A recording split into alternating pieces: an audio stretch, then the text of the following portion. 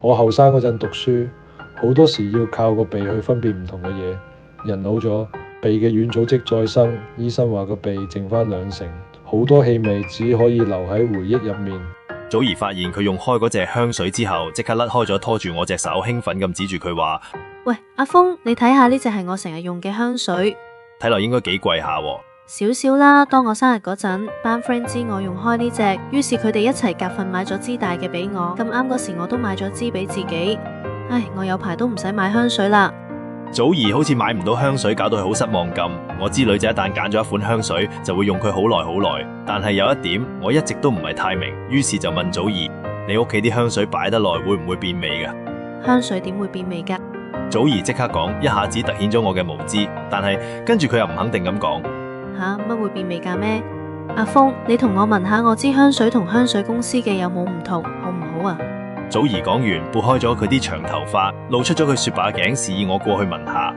真係有啲尷尬。祖兒見我企喺度唔識喐，塊面即刻露出微笑，好似提我唔使怕醜咁。於是我就伸個頭過去索一索，祖兒又將條頸伸過嚟就我個鼻即刻掂到佢條頸。第一陣傳過嚟嘅，竟然係祖兒啲頭髮香味。話俾我知嗰個係咩味啊？祖兒好似驚我聽唔清楚咁，講得幾大聲，好似係花香，又好似係生果味。我唔係好肯定咁講，跟住將個頭縮翻轉嚟，索下香水公司啲樣本，話我睇係冇咩分別啫。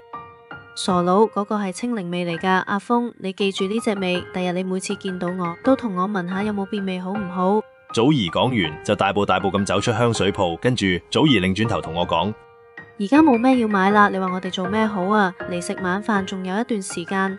於是我提議揾個地方坐低飲杯嘢，一來可以消磨時間，二來可以等佢個網友到揸車嗰陣落住毛毛雨嘅夏日，聽住個餅聽完又再聽嘅錄音帶，車廂入面好悶。於是祖兒打破沉默：我今日真係好開心啊，阿峰。我仲以為我咁怪悶親你添，你知噶，我唔識揾話題嗎？唔係啊，我覺得你好識同女仔相處。話時話，點解你今日唔揾你男朋友陪你？我冇男朋友，冇人要我。點解嘅？你唔係有個男朋友嘅咩？係咪我講錯嘢？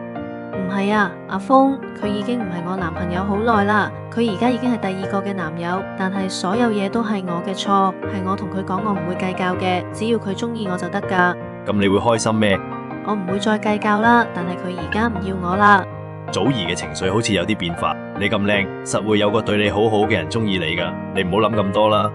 唔係咯。佢話佢中意平凡嘅女仔，話我太特別唔啱佢，但我又唔係咁諗喎，我覺得自己都算係平凡啦。反而佢新嗰個女朋友好靚，我諗係佢要求高啫。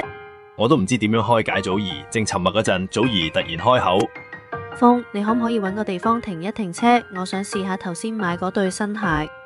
於是我喺條小路停低架車，祖兒快脆咁跳落車，跟住佢從我車尾箱攞翻頭先買嗰對 Hello Kitty 涼鞋，翻返去車廂度，祖兒深深咁吸咗啖氣。好緊張啊，希望啱着啦。祖兒即刻拆開對涼鞋嘅包裝，跟手就試着，佢嗰種緊張好似傳咗俾我咁。阿峰啊，你唔好望住我着鞋啦。祖兒扁晒嘴講。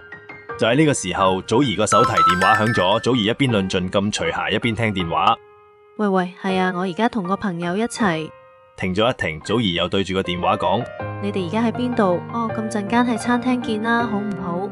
聽緊電話嗰陣，祖兒對我微微笑咗一下，佢隻手掂住我手臂，跟住當佢講完電話之後，我就問佢：而家我哋去餐廳見你個網友啊？祖兒用佢嗰對精靈嘅眼望住我，好似想我贊成佢咁。好啦，出發啦！我細聲講，揸住架車，一路揸住個軚盤。唔係嗰邊啊，阿峰，原來你真係唔識路，你又行錯咗，係轉咗。對唔住啊，祖兒，我尷尬咁認翻，我唔可以唔認我係一個十足十嘅路痴。冇乜嘢噶，有我喺度嘛，你實唔會行錯路噶。到咗餐廳，祖兒個網友已經到咗，佢叫阿 Ray， 阿 Ray 仲有2個朋友一齊，我已經唔記得佢哋叫咩名。食飯時，祖兒比較少出聲，到差唔多埋單之前，祖兒突然偷偷俾咗40蚊我，話叫我同阿 Ray 一齊夾錢，大家 AA 制，佢唔想俾佢請。埋完單，我哋一班人行出餐廳嗰陣，阿 Ray 同佢班 friend 即刻點咗支煙嚟食，我唔係幾中意煙味，於是就行開咗一邊。嗰時阿 Ray 走到祖兒身邊，彎低身喺佢耳仔邊細聲講咗一陣，只見祖兒塊面冇咩表情，只係唯唯諾諾咁點頭。翻到我架車度嘅時候，我就同祖兒講，嗰個 Ray 好似好關心你咁。祖兒就嘆咗啖氣講：係啊，佢係想追我，佢勸我唔好因為以前男朋友而唔開心。佢仲話如果我肯做佢女朋友，佢可以每個禮拜都嚟呢度探我一次。係咩？我都唔知應唔應該再講落去啦。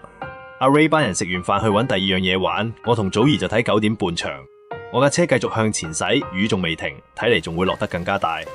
我望下坐喺我隔離位嗰個女仔，見到佢閂埋雙眼，可能今日玩到好攰啩。呢個時候佢突然伸咗個懶腰，笑住咁望住我。第9節完，你架車以前實有本地圖，有咗 GPS，真係幫咗我呢啲人好多。